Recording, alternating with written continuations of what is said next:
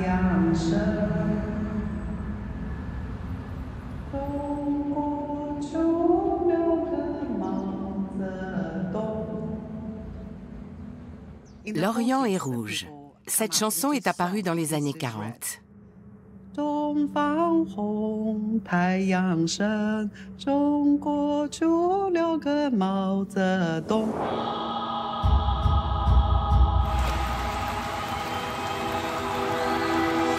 Le président Mao est associé au soleil rouge et à la figure du grand sauveur de la Chine.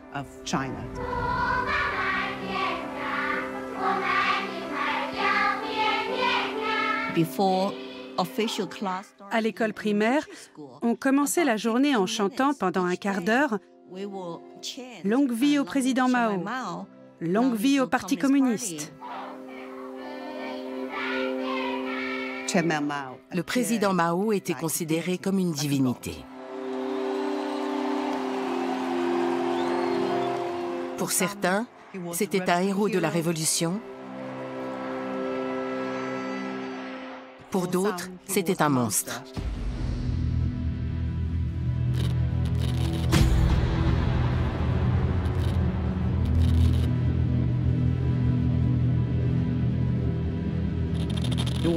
C'est un monstre responsable de la mort de millions de personnes.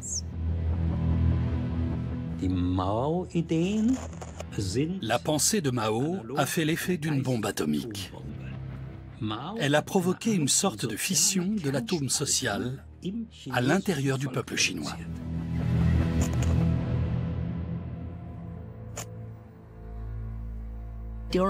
On estime que 40 millions de personnes sont mortes de faim pendant les 3 années de grande famine provoquées par ce qu'on a appelé des catastrophes naturelles.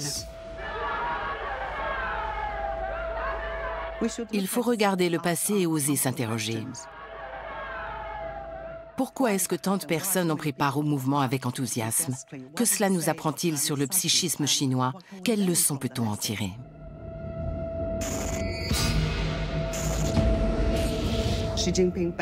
En gros, Xi Jinping veut imiter le président Mao.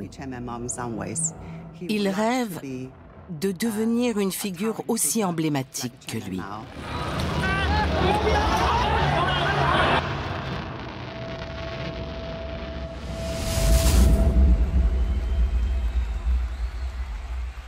Pour comprendre la Chine, il faut comprendre le président Mao.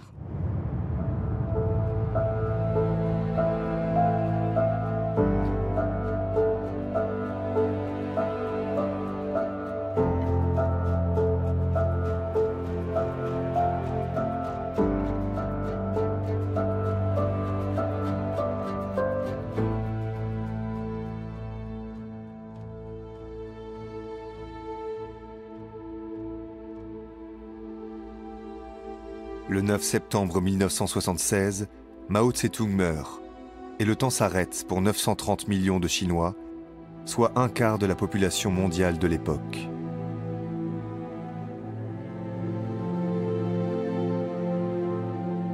Il pleure la mort du président du Parti communiste et chef de l'État, qu'il surnomme le Grand Timonier.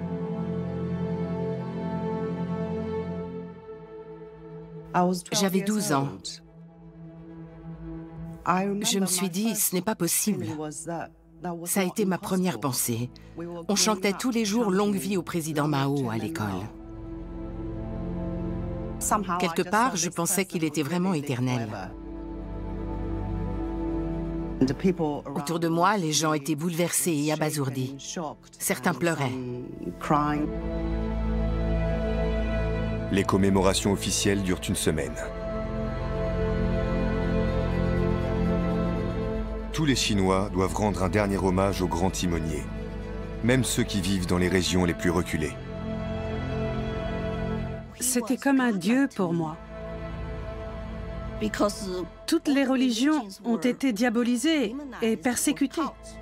On était censé croire uniquement dans le communisme et en Mao. Le corps de Mao est embaumé pour l'éternité. Et on construit un gigantesque mausolée en son honneur, au cœur de Pékin, place Tiananmen. Aujourd'hui encore, toutes les cérémonies officielles chinoises se tiennent sur cette place. Près de 50 ans après sa mort, Mao reste omniprésent. Xi Jinping y veille. Il est président de la République populaire de Chine depuis 2013 et secrétaire général du Parti communiste. Quand il arrive au pouvoir, il affirme que la Chine a besoin d'un homme fort pour maintenir le socialisme. Et à l'instar de Mao, il va restaurer le culte de la personnalité. Mao veut une Chine puissante et un communisme à la chinoise. Xi Jinping prétend réaliser enfin ce rêve. Xi Jinping a un projet ambitieux appelé le rêve de la Chine. L'objectif est de faire du pays la première puissance mondiale d'ici à 2049.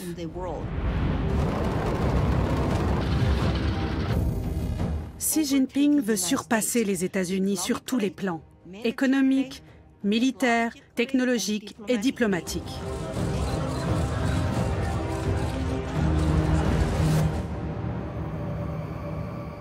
Mais il est en train de ramener la Chine en arrière. Il est comme Mao. Il y a les pensées de Xi Jinping, les applis de Xi Jinping, les citations de Xi Jinping. On est censé étudier sa politique.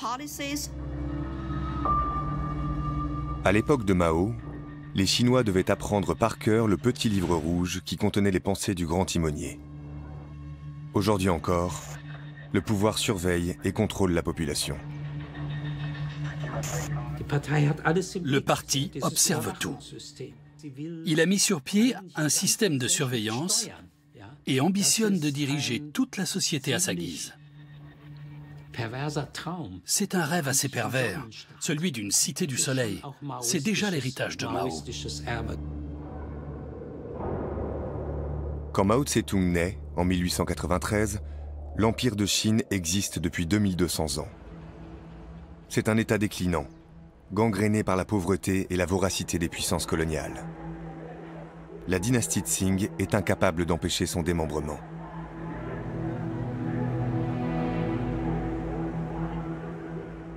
La Chine est complètement dépecée par les puissances impérialistes qui la forcent à s'ouvrir au commerce alors qu'elle ne le souhaitait pas. Au XIXe siècle, le Royaume-Uni, l'Allemagne, la Russie, la France, le Japon et les États-Unis ont forcé la Chine à leur louer ou leur céder des territoires. Ces concessions sont des quasi-colonies, exploitées sans ménagement par la puissance occupante. C'est la remise en cause toute une vision du monde qui sous-tendait le pouvoir chinois. Le sinocentrisme, la Chine se considérait comme le centre du monde. En Chine, cette période est appelée le siècle d'humiliation.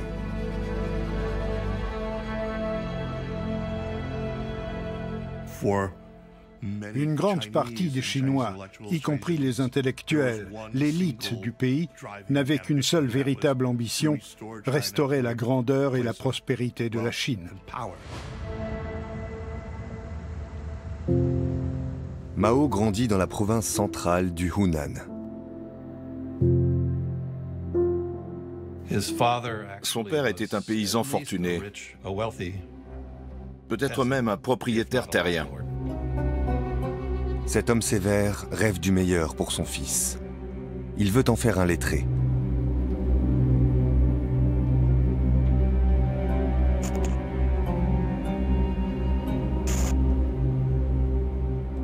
À l'époque, seuls 10 ou 15% de la population savaient lire et écrire. Son père voulait qu'il suive une formation classique confucéenne. Il y tenait beaucoup. Donc Mao connaît bien le chinois classique. Le jeune Mao apprend la lecture, l'écriture et le calcul, et il étudie le confucianisme.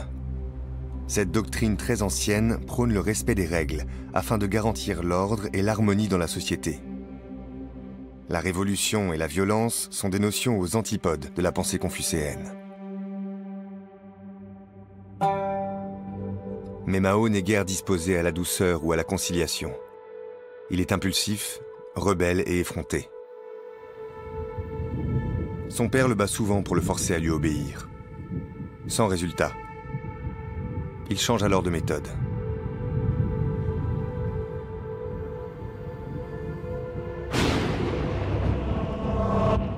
Il le marie de force. Son fils n'a que 14 ans. La jeune fille, Luo Yisiu, en a 18. Mao ne consommera pas cette union, à laquelle il se refusait. Mais elle le marquera à jamais.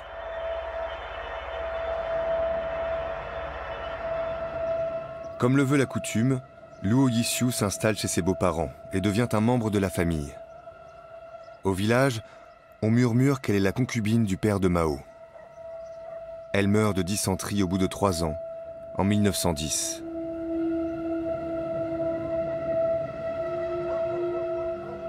Après cet épisode, Mao n'aura plus que mépris pour son père.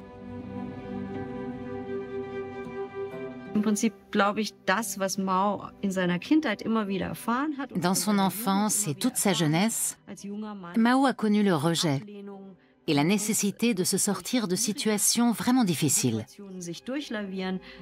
Je crois que ça lui a donné des ailes, en réalité.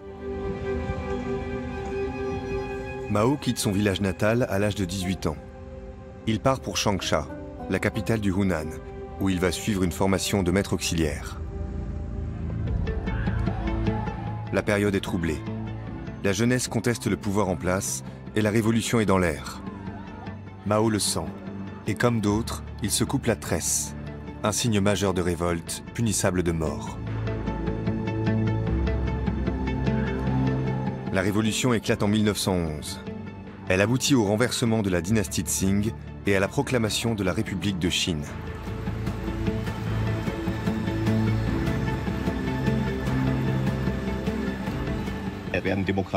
Des élections démocratiques sont organisées, mais dès l'année suivante, un dirigeant militaire les annule.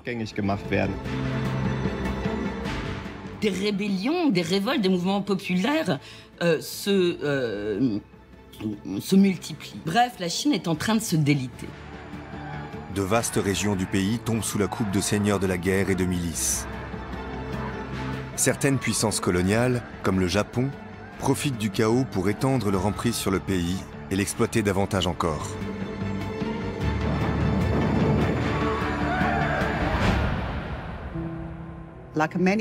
Comme beaucoup de jeunes patriotes de cette époque, Mao cherche un moyen de faire évoluer la Chine. Dans ses premiers écrits, il souligne la nécessité pour le peuple chinois de s'endurcir physiquement, afin de se libérer de la tutelle impérialiste. Plus tard, ce seront des éléments très importants chez Mao. Il est convaincu qu'avec de la volonté, on peut renverser des montagnes. Donc il faut fortifier le corps, par des bains d'eau glacée par exemple. Mao dit « Nous pouvons repousser les vagues les plus puissantes. C'est à notre portée. Il suffit de le vouloir. »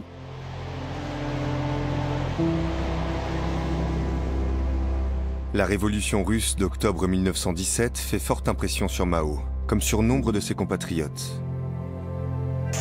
C'est à cette époque qu'il se rapproche pour la première fois de groupes d'étudiants communistes.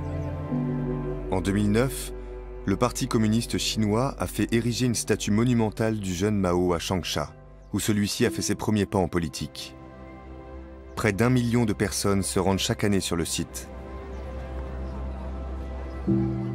Mao est représenté les cheveux au vent. Ça fait penser aux nombreuses représentations de Beethoven qu'on voit aussi en Chine. C'est un portrait très romantique du jeune Mao. Je dis à mes étudiants qu'aujourd'hui en Chine, Mao est représenté comme un homme calme et serein, le père de la nation. Mais ce n'est pas le vrai Mao.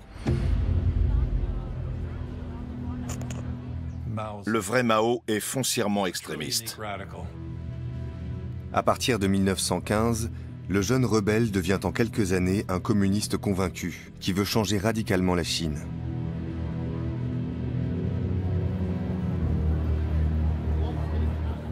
Mao voyage à travers le pays, noue des contacts et s'installe dans les métropoles, d'abord à Pékin puis à Shanghai. En journée, il travaille tantôt dans une bibliothèque, tantôt dans une manufacture de savon et il écrit pour la presse. Le soir, il fréquente des clubs politiques clandestins.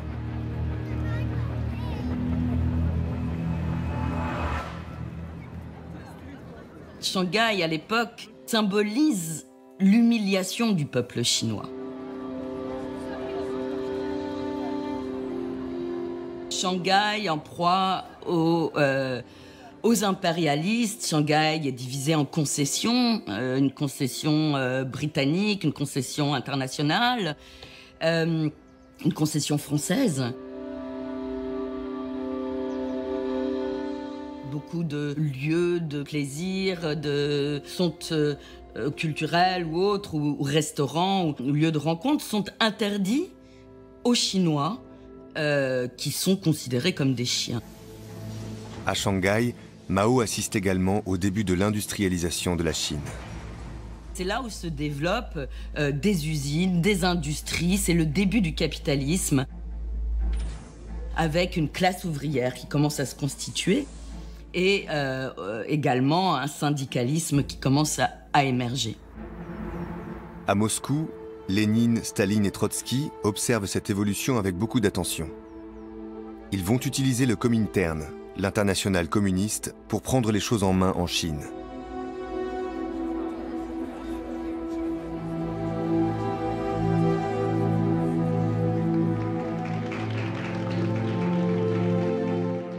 Le Comintern était une instance dirigeante internationale.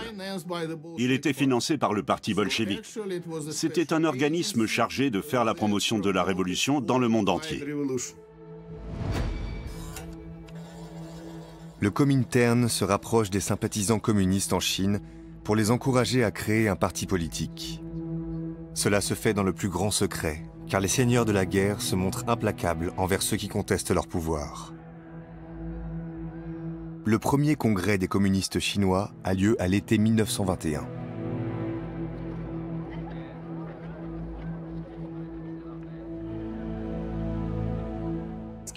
Ils sont à peine plus de 50 membres, représentés par 13 délégués qui se réunissent à Shanghai de manière clandestine. Ils se rencontrent d'abord dans une école de filles, puis le secret de ce lieu est éventé et ils se réfugient sur une péniche. Le congrès débouche sur la création du Parti communiste chinois, ou PCC. Mao y participe en tant que délégué de la province du Hunan. Mais il n'est encore qu'un militant parmi d'autres, dans un parti dont les chances de succès semblent encore infimes.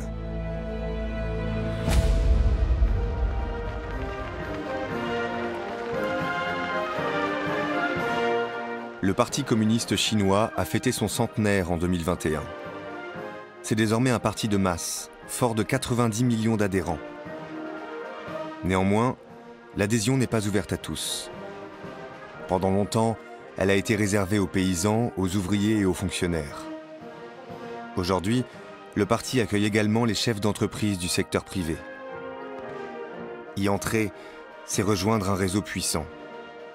On y noue des relations haut placées et on bénéficie à la fois d'une protection politique et d'un accès au crédit bancaire. Aucune nomination à aucun poste ne se fait sans l'approbation du parti. Même dans les entreprises du secteur privé, il y a toujours besoin de l'accord du parti. Lors des célébrations du centenaire, Xi Jinping multiplie les références à Mao. Il apparaît vêtu du même costume gris que lui et se présente comme son héritier. Xi Jinping a dû surmonter des obstacles pour se hisser à la tête du parti et de l'État. C'est un autre point commun avec l'empereur rouge. Mao n'est pas quelqu'un qui a occupé une position privilégiée dès le début. Il lui a vraiment fallu se battre pour en arriver là. 2 ans après la création du PCC, Mao grimpe dans la hiérarchie et devient membre du 3e bureau central, le bureau politique. Le PCC n'est encore qu'un petit parti clandestin dirigé par le Komintern depuis Moscou.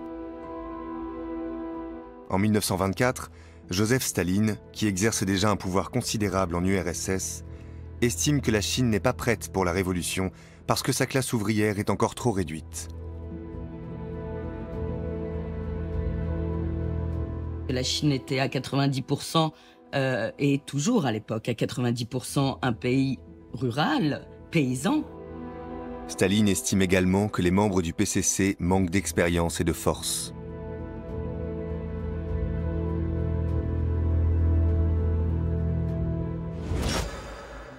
Mao souhaite infléchir la ligne du parti, mais il ne paraît pas en mesure de conduire la révolution communiste.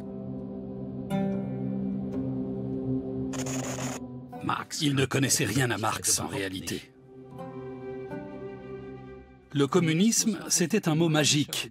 Ça désignait une grande révolution populaire destinée à s'appuyer sur tout le peuple et sur la lutte des classes, quoi que cela ait pu signifier en Chine.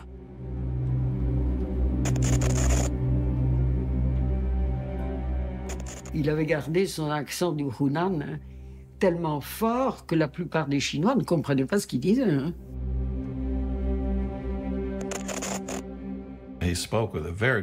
Il parlait avec un accent du Hunan très prononcé. Et ceux d'entre nous qui avaient appris le chinois de Pékin avaient beaucoup de difficultés à le comprendre.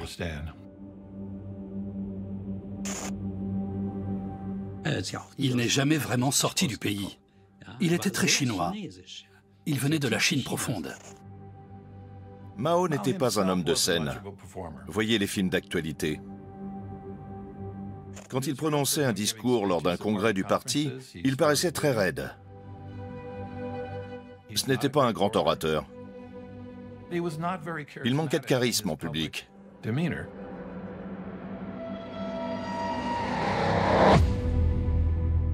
Personne ne soupçonne encore les capacités qui sommeillent en lui.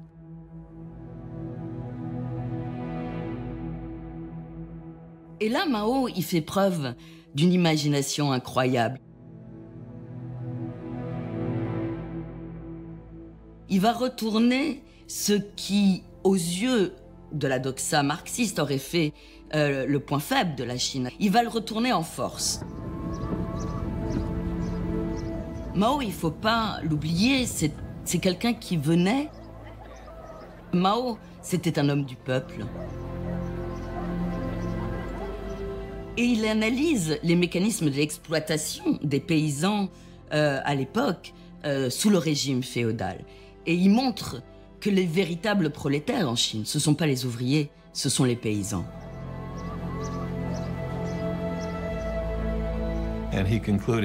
Et il en conclut que c'est cette classe sociale que la révolution communiste mettrait au pouvoir.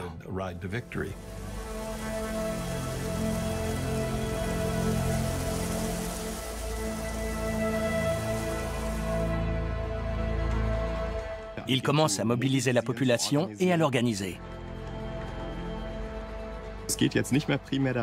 Pour lancer la révolution, la priorité n'est plus de conquérir des villes et d'organiser le prolétariat industriel, mais d'encercler les villes.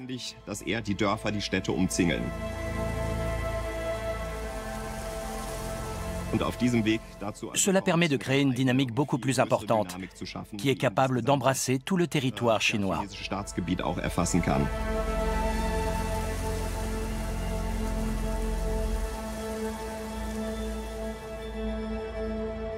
En 1920, Mao a épousé une jeune révolutionnaire nommée Yang Kaihui. Elle est pour lui une compagne de chaque instant et la mère de ses 3 enfants. Ensemble, ils s'efforcent d'introduire le communisme dans les zones rurales. Ils sont convaincus qu'en s'appuyant sur les principes révolutionnaires formulés par Mao, ils pourront rallier des millions de personnes. Les dirigeants du Kuomintang l'ont compris. Ils réalisent que les communistes deviennent un mouvement concurrent au leur. Le Kuomintang, ou Parti nationaliste chinois, a été créé en 1912, après la chute du pouvoir impérial. Il souhaite une république indépendante forte, libérée de la tutelle impérialiste, et utilise la force pour étendre son influence sur le territoire. En 1927, il est maître d'une grande partie de la Chine. Il est alors dirigé par un militaire du nom de Chiang Kai-shek.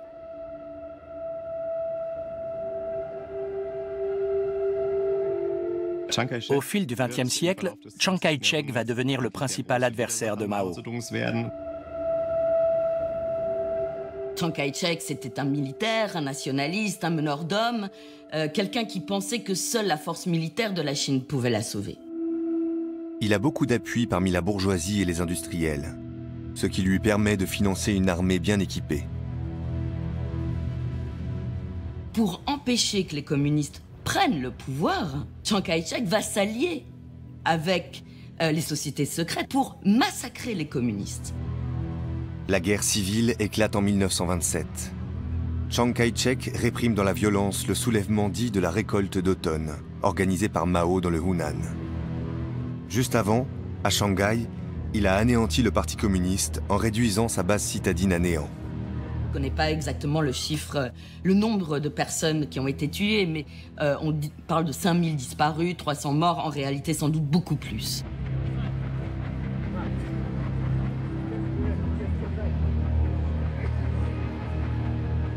Le violent conflit qui oppose le Kuomintang et les communistes fait de nombreuses victimes dans l'entourage de Mao. Les nationalistes arrêtent sa deuxième épouse, Yang Kai-hui, en 1930. Celle-ci est interrogée et torturée devant son jeune fils durant plusieurs jours. Elle refuse de renier publiquement Mao et le Parti communiste et sera finalement exécutée.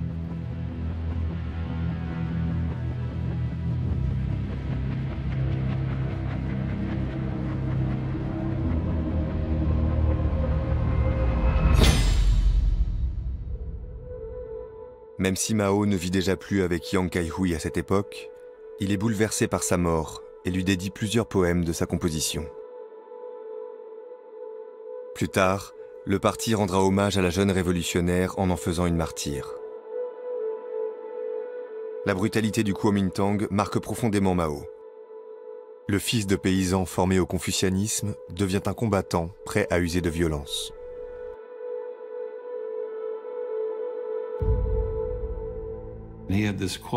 Dans l'un de ses essais, il écrit que des milliers d'années d'oppression ne pourront pas être effacées sans un peu de violence.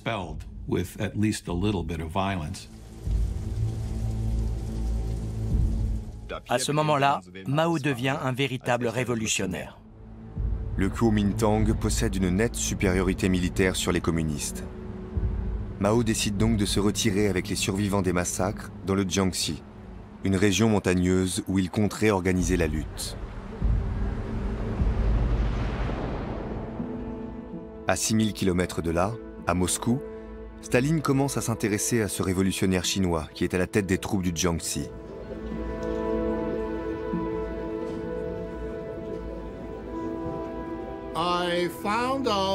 J'ai découvert qu'au début, Staline était favorable à Mao et au mouvement chinois. En effet, Staline voit d'un bon œil le projet de Mao de fomenter une révolution paysanne. C'est ce qui ressort des documents du Comintern. Mais il ne se fait guère d'illusions quant aux chances de victoire des communistes chinois dans la guerre qui les oppose aux nationalistes. Au début des années 1930, les communistes sont quasiment encerclés par les forces du Kuomintang. Leur défaite semble inévitable.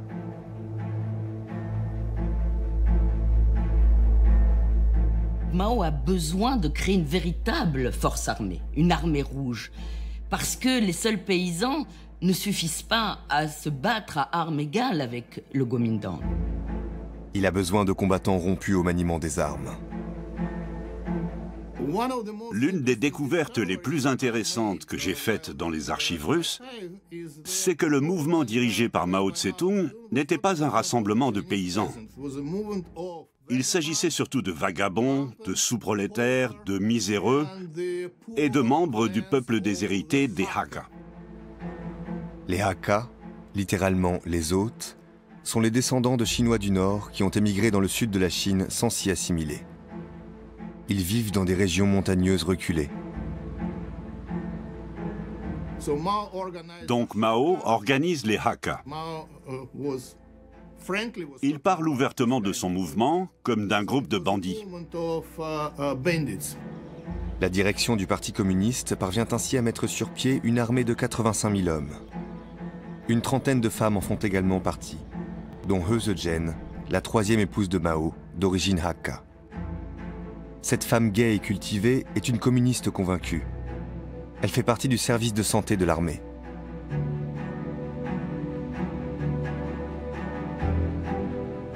En octobre 1934, les communistes doivent percer les lignes du Kuomintang pour éviter d'être anéantis. La direction du parti choisit la route la plus difficile et la plus dangereuse, à travers les montagnes. Ainsi débute ce qu'on appellera la Longue Marche.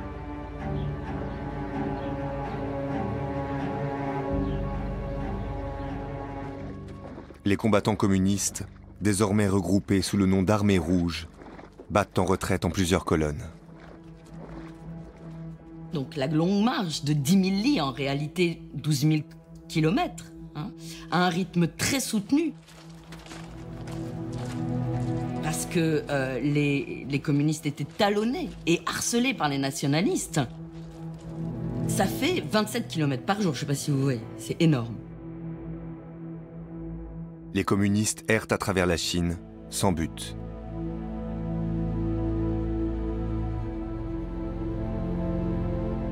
Donc, cette longue marche passe par le sud de la Chine, le sud-ouest, l'ouest, aux confins de la Chine, dans des contrées extrêmement inhospitalières. Faites de montagnes, de fleuves qu'il faut traverser.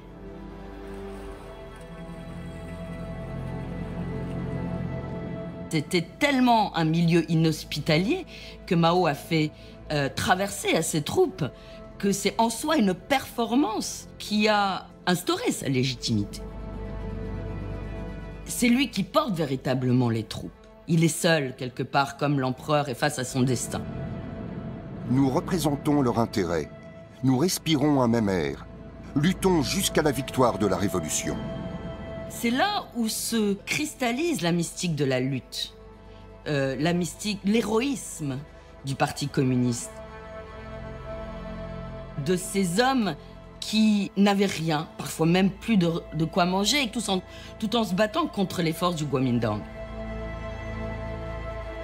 La Longue Marche est la première dans les annales de l'histoire. La Longue Marche est un manifeste, la Longue Marche est une équipe de propagande, la Longue Marche est une machine à semer.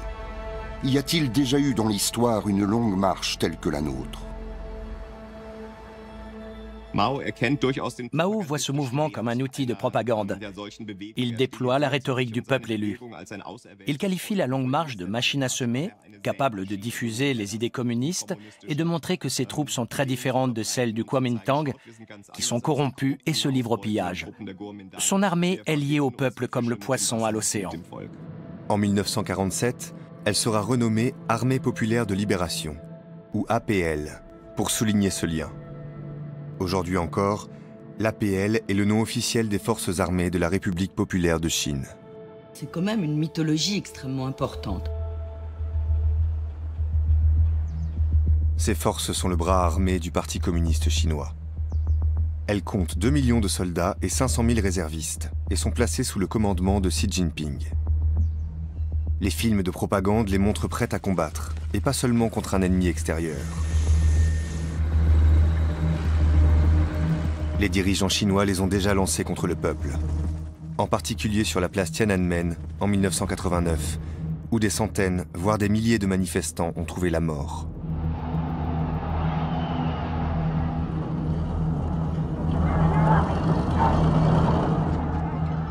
Chaque membre du Parti communiste doit assimiler cette vérité.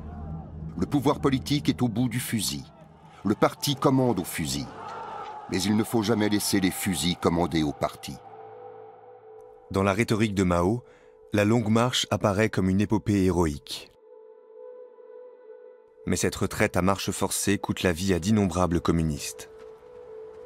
Un rescapé témoigne. La pluie d'automne tombait sans cesse, transformant le chemin en marécage. Les hommes malades ou affaiblis, s'ils s'endormaient, ne se réveillaient plus. Ceux qui étaient recrutés de force fuyaient. Les plus dociles suppliaient d'être libérés. Des milliers de personnes meurent de maladie ou de faim. He Zhejian, la femme de Mao, accouche d'une fille sur la route. Elle est contrainte de la confier à un couple de paysans. Plus tard, Mao fera chercher l'enfant sans succès.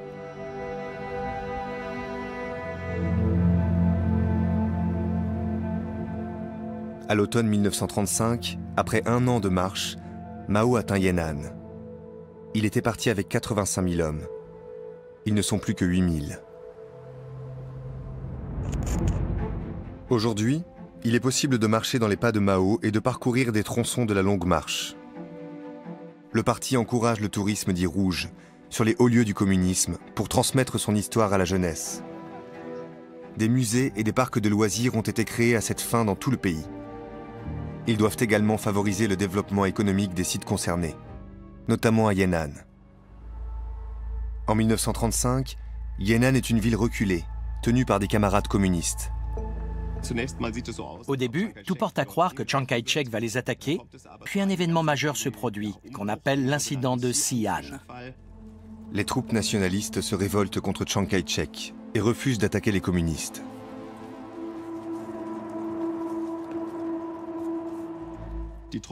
Ces troupes disent que la plus grande menace ne vient pas des communistes, mais des Japonais, qui conquièrent des portions du territoire chinois depuis plusieurs années déjà. Ce tournant inattendu offre un répit bienvenu aux communistes, qui s'installent à Yan'an. La petite ville servira de base à Mao pour la décennie à venir.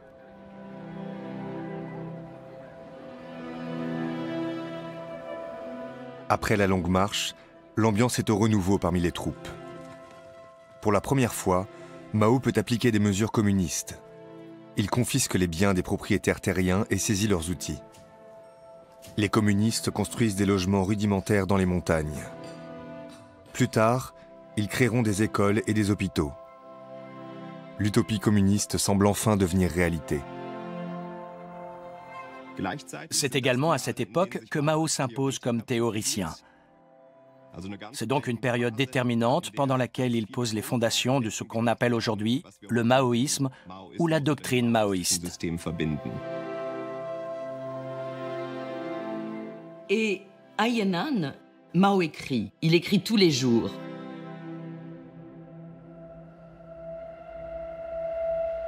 Mao lit les textes qui sont diffusés par l'URSS à cette époque où le culte de Staline est à son comble. Et il en déduit qu'il faut un grand chef qui donne une direction au parti et à la révolution. Mao exige que ses partisans confessent publiquement leurs pensées et fassent leur autocritique. Cette humiliation vise à rectifier les idées fausses. Les conceptions du chef doivent s'imposer à tous.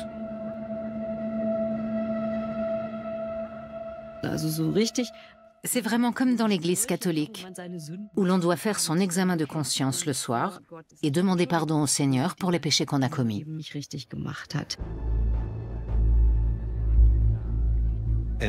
Et donc, à Yan'an, Mao suit l'exemple de Staline et crée un culte de sa personne.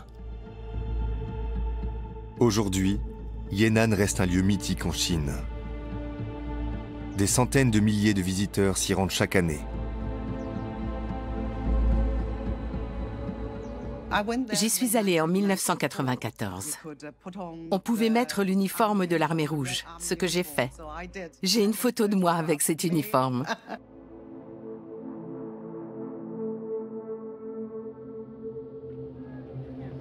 La direction du parti se rend elle aussi en pèlerinage à Yan'an pour renouer avec l'esprit du grand timonier.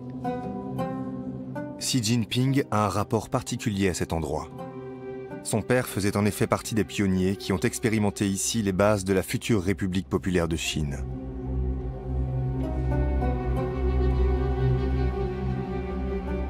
Quand Xi Jinping est arrivé au pouvoir, il ne venait pas de nulle part. Il est issu d'une famille de révolutionnaires. Et il a fait tout son possible pour s'élever au même rang que Mao. Xi Jinping soigne beaucoup son image, comme Mao, qui a exploité la venue de la presse étrangère à Yan'an.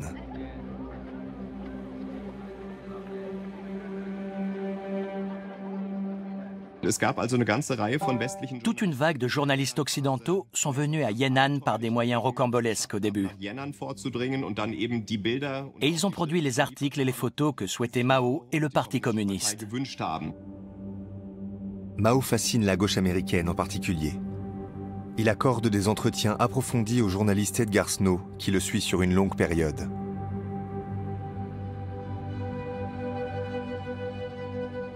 Edgar Snow. Si Mao fascinait à l'étranger, c'était surtout grâce à Edgar Snow. Son livre a fortement contribué à façonner la figure légendaire de Mao sur la scène mondiale.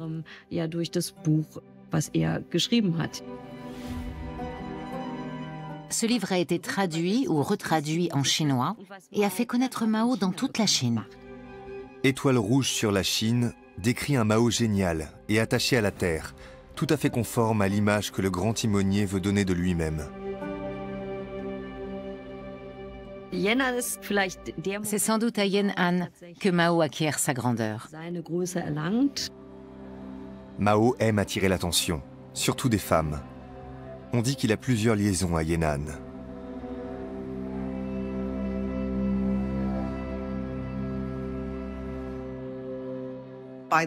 À cette époque, le Parti communiste chinois promet la fin des mariages arrangés, le mariage libre.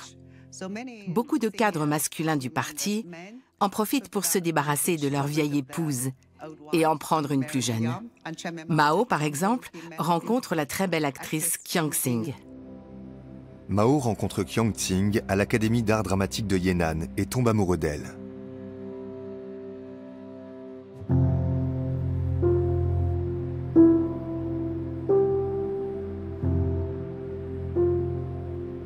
Il abandonnera He Zhenjiang pour l'épouser.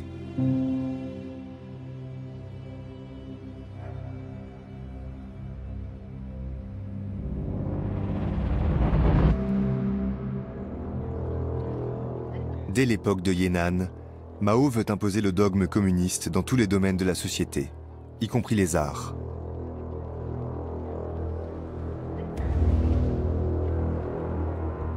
L'histoire est faite par le peuple. Mais dans le théâtre ancien, l'art et la littérature, le peuple est considéré comme rebut, et ce sont les seigneurs, les grandes dames, les jeunes messieurs et demoiselles qui dominent la scène. Cette inversion de l'histoire, c'est maintenant à vous de la rétablir. Vous restaurerez ainsi le vrai visage de l'histoire et ouvrirez au théâtre ancien de nouveaux horizons. C'est déjà très clair dans les discours de Yan'an. Les arts et la littérature doivent être au service du peuple. Mais Mao ne donne pas de consignes politiques claires. C'est ça qui va devenir très dangereux pour les artistes. Ils ne sont jamais vraiment sûrs de rester dans les limites autorisées. Leur travail peut être interdit à tout moment. À Yan'an, la ligne de Mao est contestée. Quelques artistes refusent de mettre leur art au service du pouvoir. Des écrivains interrogent les privilèges dont jouissent les cadres du parti en matière de vêtements et de nourriture. Une plaisanterie circule. À Yan'an, il n'y a que 3 choses qui sont les mêmes pour tous: le soleil, l'air et les toilettes. Mao ne voulait pas de ce genre de raillerie. Il trouvait que cela sapait l'unité et l'esprit de corps du parti.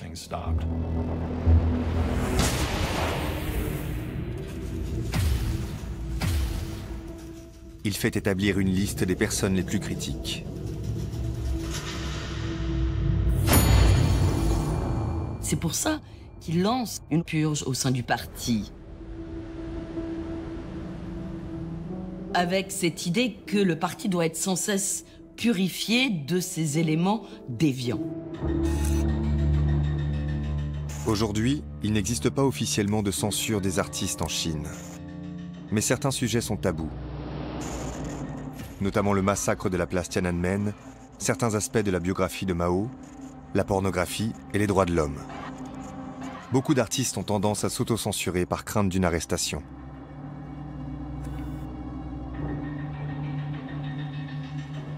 Les images de Winnie l'ourson sont également interdites depuis que des internautes ont comparé Xi Jinping à ce petit personnage. Une manière détournée de critiquer le pouvoir.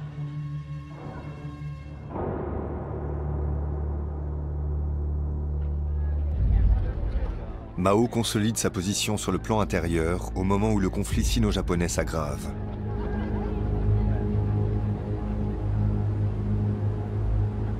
Le Japon occupe la Mandchourie depuis 1931 et y a installé un gouvernement fantoche. Il poursuit sa politique expansionniste en Chine.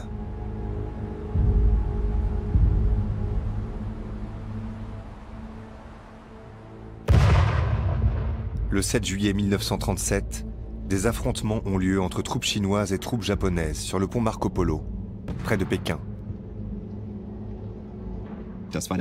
C'est le début de la Seconde Guerre mondiale en Asie. L'armée japonaise progresse dans le sud de la Chine. Les Japonais se montrent d'une férocité inimaginable. Ils demandent à ce que les maisons soient ouvertes, ils pénètrent chez les gens. Ils ne respectent pas vraiment les règles de la guerre, si vous voulez.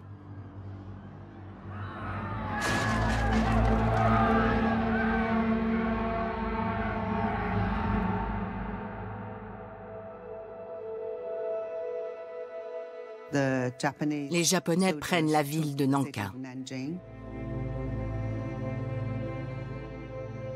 Et ils y commettent un nombre considérable d'atrocités.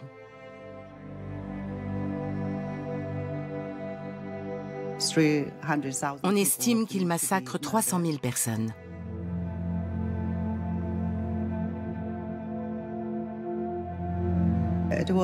C'est un épisode terrible que de nombreux Chinois ne vont pas oublier. L'agression japonaise s'intensifie de jour en jour et représente une menace telle que toutes les forces de Chine doivent s'allier.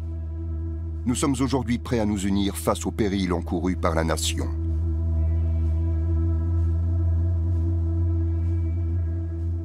C'est l'idée qu'il faut faire une union entre les nationalistes et les communistes pour sauver la Chine de l'invasion du Japon. Mao et Chiang Kai-shek concluent alors une alliance de circonstances contre le Japon. Des nationalistes ont capturé leur chef en décembre 1936 pour lui arracher son accord. Et Staline a également poussé en ce sens. Mao prône des opérations de guérilla pour résister à l'envahisseur japonais. Du côté communiste, on est très prudent. Et on veille à garder une armée largement autonome pour consolider ses forces.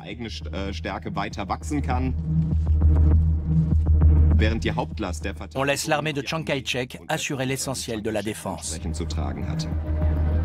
Mao veut consolider son armée dans la perspective d'une reprise des combats contre le Kuomintang.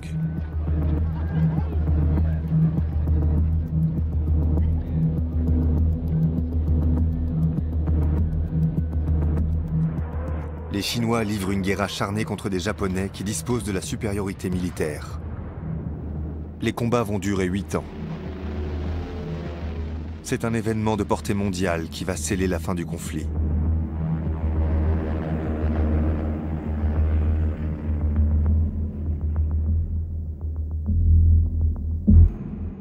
Le bombardement d'Hiroshima et de Nagasaki par les Américains en 1945.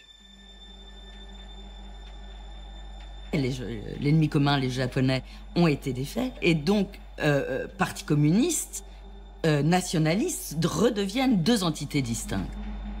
Chiang Kai-shek et Mao Tse-tung sont de nouveaux ennemis. Une tentative de médiation américaine se solde par un échec. Mao se tourne alors vers Staline et lui demande son soutien face au Kuomintang. Il réclame des armes et des moyens financiers pour équiper ses troupes en vue de la bataille décisive. Mais la guerre civile chinoise n'intéresse pas Staline après la Deuxième Guerre mondiale. Mao ne se laisse pas décourager et poursuit son action, sûr de la victoire.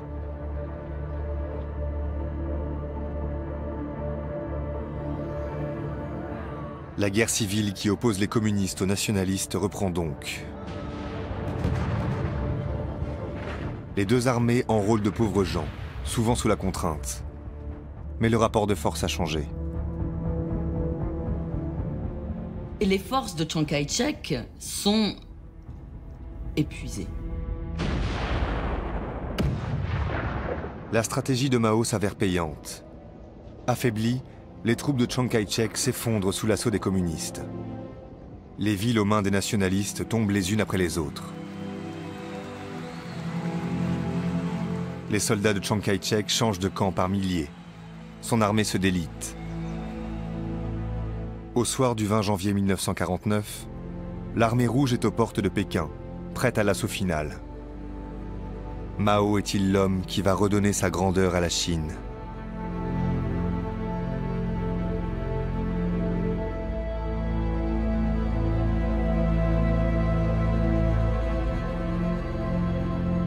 Les Chinois, qui représentent le quart de la totalité de la population humaine, se sont relevés.